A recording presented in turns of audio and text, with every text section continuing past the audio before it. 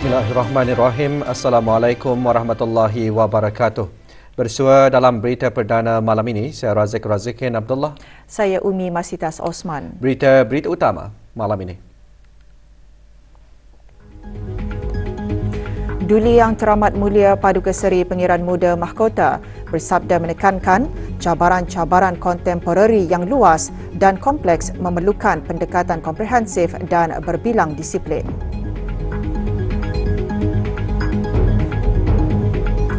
Duli Yang Teramat Mulia berkenan berangkat menaiki pesawat P-8A Tentera Udara Diraja Australia.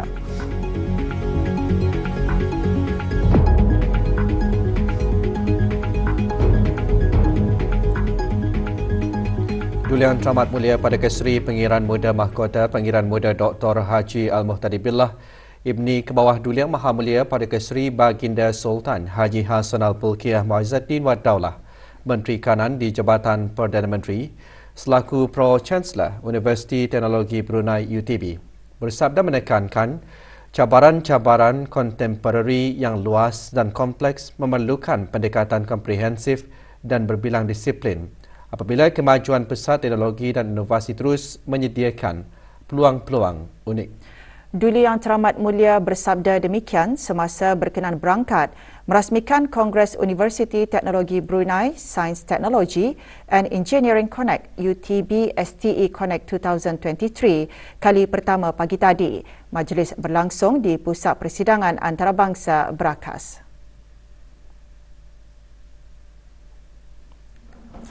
Keberangkatan Duli Yang Teramat Mulia dijunjung oleh Yang Berhormat Datin Seri Setia Dr. Dayang Hajah Rumaizah binti Haji Muhammad Saleh, Menteri Pendidikan, dan Datin Paduka Profesor Dr. Dayang Hajah Zohrah binti Haji Sulaiman, Naib Chancellor UTB.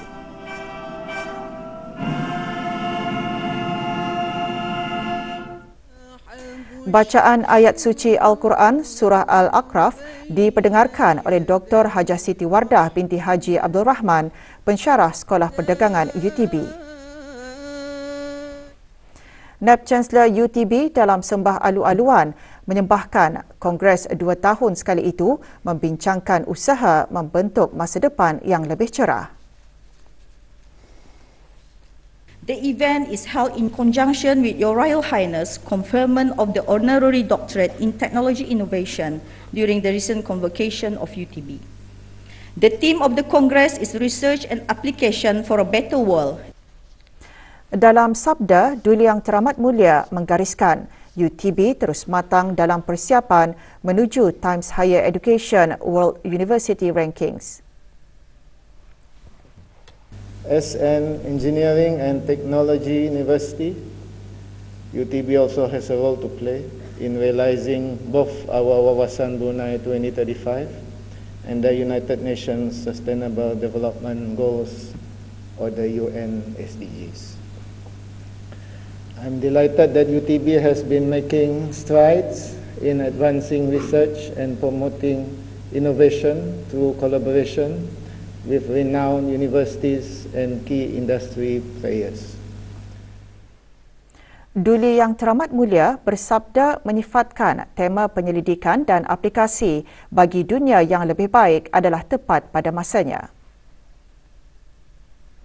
The Biennial Congress provides that platform, and I look forward to seeing the development of local expertise and homegrown innovations.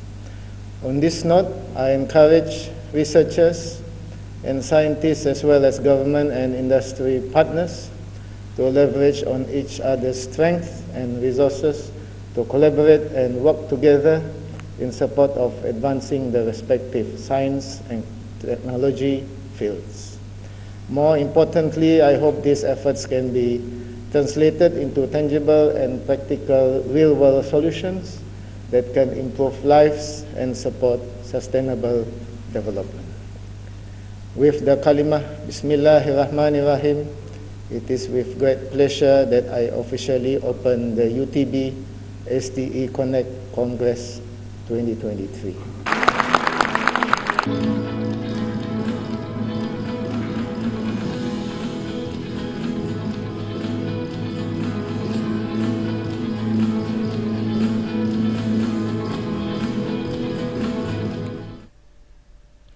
Profesor Datuk Engineer Teknologis Dr. Ahmad Fauzi bin Ismail, Naib Chancellor Universiti Teknologi Malaysia UTM, dalam ucaptama bertajuk Research and Innovation in Facing Emerging Global Challenges, The What and How, antara lain menyentuh kemunculan cabaran-cabaran global yang menjurus kepada 17 matlamat pembangunan mampan.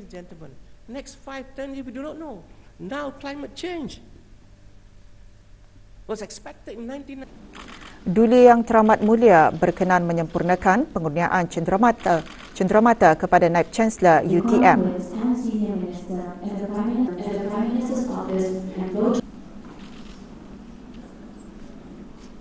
Bacaan doa selamat dipimpin oleh Yang Berhormat Pihin Orang Kaya Paduka Seri Utama Datuk Paduka Seri Setia Haji Awang Salim bin Haji Besar.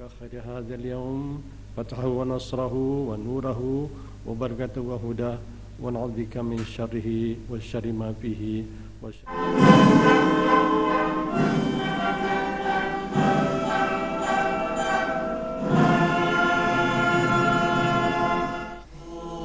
UTB STE Connect 2023 membuktikan komitmen UTB terhadap memajukan inovasi, menyebarkan ilmu pengetahuan dan meningkatkan kolaborasi global.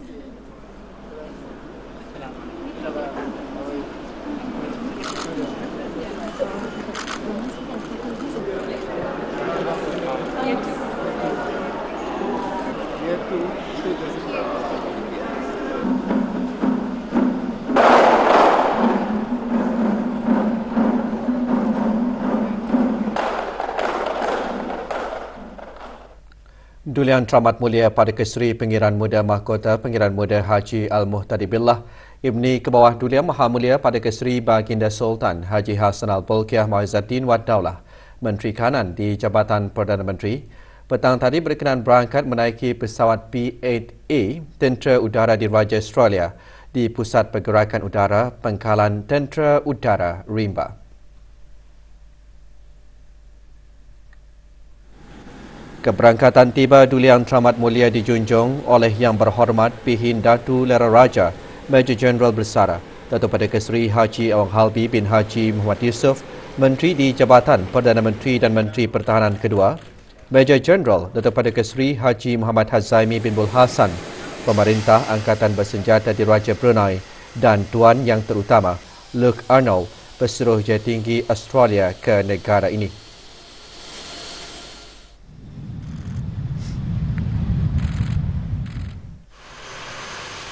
Semasa penerbangan tersebut, Duli Yang Teramat Mulia berkenan menyaksikan pemandangan di sekitar lingkungan Zon Ekonomi Eksklusif Negara Brunei Darussalam.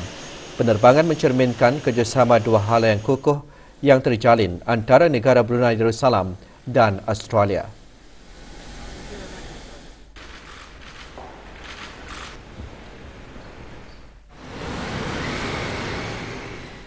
UTB STE Connect 2023 diteruskan hari ini dengan sesi panel mengetengahkan pelbagai topik.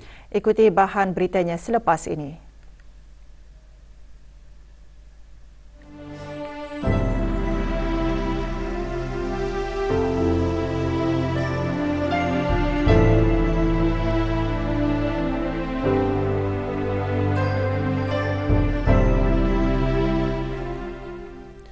Yayasan Sultan Haji Hassanal Bolkiah selaku Sekretariat Dana Pengiran Muda Mahkota Al-Muhtadi Billah untuk anak-anak yatim Dana petang tadi menganjurkan majlis doa kesyukuran sempena ulang tahun penubuhan Dana ke-25 tahun. Majlis berlangsung di Dewan An-Naura, Kompleks Yayasan Sultan Haji Hassanal Bolkiah. Majlis dimulakan dengan sembahyang fardu asar berjemaah dan bacaan surah Yasin dan doa kesyukuran. Hadir Yang Berhormat Datuk Seri Setia Dr. Awang Haji Muhammad Isham bin Haji Jaafar, Menteri Kesihatan, selaku Timbalan Pengerusi Lembaga Pemegang Amanah Dana.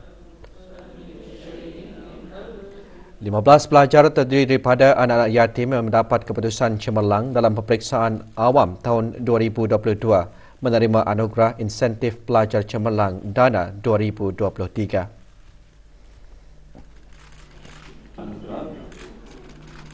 Hasil kutipan SMS Brunei Prihatin bagi dana 2023 hingga 2022 hingga 2023 dari pelbagai pihak termasuk lebih RM298,000 diserahkan kepada dana. Juga hadir Dr. Dayang Nur Imtihan binti Haji Abdul Razak, Setiausaha Perancangan Guna Tanah dan Alam Sekitar Kementerian Pembangunan selaku pemangku Ketua Pegawai Eksekutif Dana.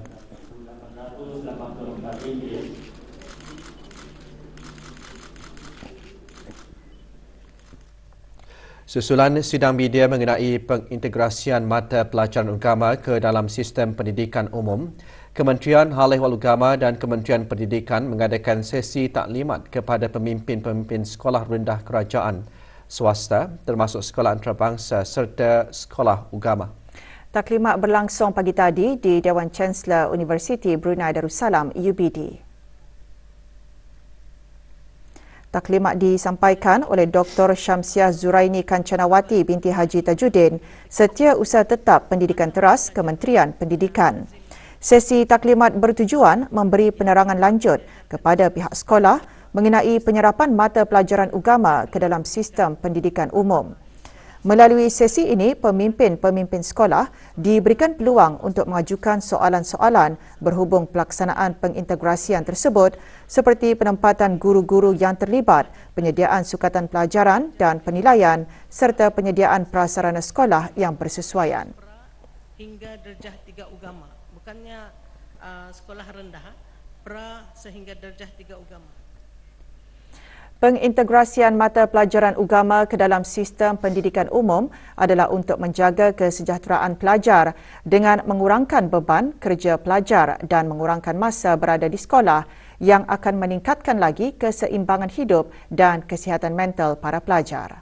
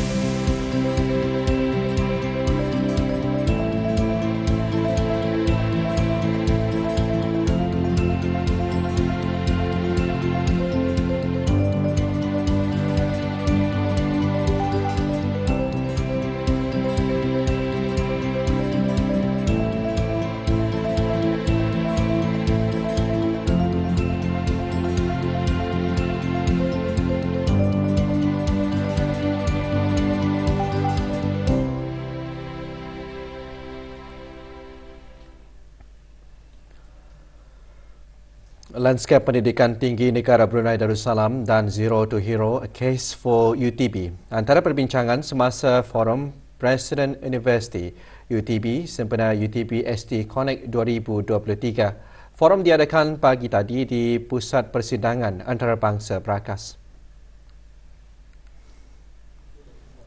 Lanskap Pendidikan Tinggi Negara Brunei Darussalam dibentangkan dalam ucap tama Dr. Awang Haji Azman bin Ahmad, Setiausaha Tetap Pengajian Tinggi Kementerian Pendidikan, manakala Zero to Hero, A Case for UTB disampaikan oleh Datin Paduka Profesor Dr. Teng Hajah Zohrah binti Haji Sulaiman, Naib Chancellor UTB.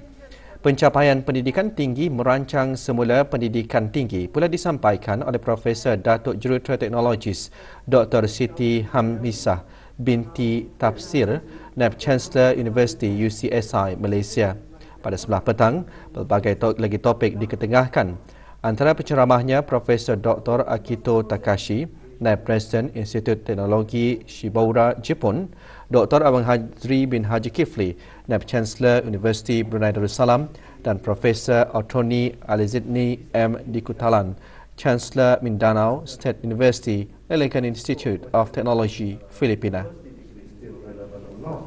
So I think this is the debate now that we are having in the higher education institutions with the, Aktiviti jualan anjuran kumpulan pengasas Permata Hati merupakan usaha bagi membantu meningkatkan kebolehpasaran perniagaan bagi para pengusaha wanita. Pagi tadi diadakan pelancaran logo usahawan Permata Hati yang berlangsung di Pusat Belia Ibu Negara.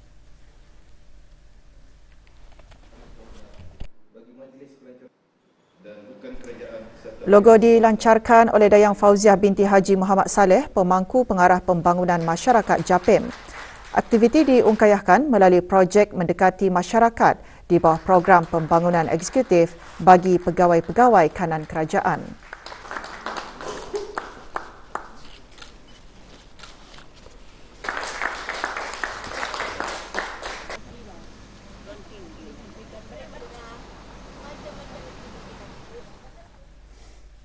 Majlis Pengundian dan Pemilihan Calon Ketua Kampung Birau dan Kebia dengan kaedah kertas undi akan diadakan Ahad ini 29 Oktober. Majlis pengundian yang diungkayahkan oleh Jabatan Daerah Tutong itu akan diadakan di Dewan Sekolah Rendah Birau, Mukim Kudang, Tutong. Perkara tersebut dikongsikan oleh pemangku pegawai Daerah Tutong semasa sidang media pagi tadi. Muhammad Sofian bin Haji Basri juga mengongsikan pengundian menggunakan aplikasi mudah alih e-undi PMKK akan dibuka selama 3 hari mulai Jumaat 27 Oktober. Proses pendaftaran bagi undian melalui aplikasi e-undi PMKK boleh dibuat sehingga Khamis ini.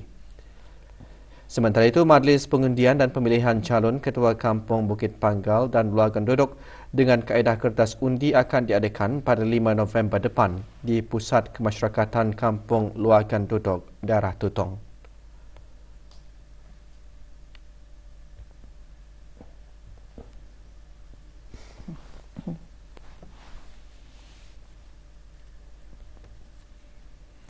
Kumpulan Meraih Berkah KMB Brunei Darussalam mengadakan Majlis Khatam Al-Quran dengan Jalinan Ukhuwah Persatuan Salimah PSM Malaysia.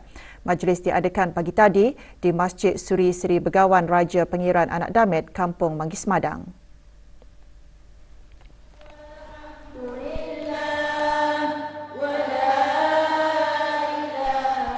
Hadir Datin Hajah Nahriah binti Haji Awang Asbi, isteri Menteri Hal Ehwal Ugama. Sebelum khatam Al-Quran, bacaan surah Al-Fatihah diikuti dengan bacaan surah-surah khatam diketuai oleh Datin Hajah Aminah binti Haji Zakaria yang dipertua PSM. Lebih 240 ahli dari kedua-dua kumpulan tersebut menghadiri majlis yang bertujuan mengukuhkan hubungan ukhuwah antara kedua-dua pihak.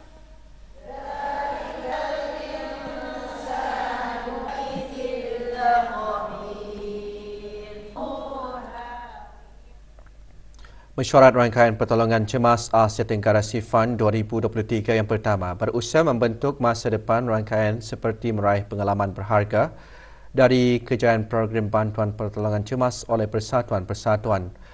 Mesyuarat merupakan platform kerjasama pengamal pertolongan cemas bagi meneroka pendekatan inovatif, berkongsi amalan terbaik dan mengukuhkan inisiatif pertolongan cemas. Perasmian mesyuarat selama 3 hari itu berlangsung pagi tadi di Kompleks An-Najat, Brevi.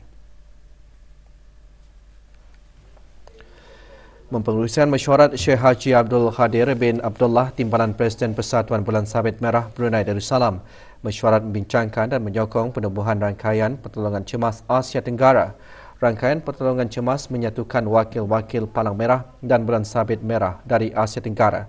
Persekutuan Antarabangsa Persatuan Palang Merah dan Bulan Sabit Merah dan Jawatankuasa Antarabangsa Bulan Sabit Merah untuk membincangkan secara kolektif menyokong untuk mencapai wawasan pertolongan cemas 2030.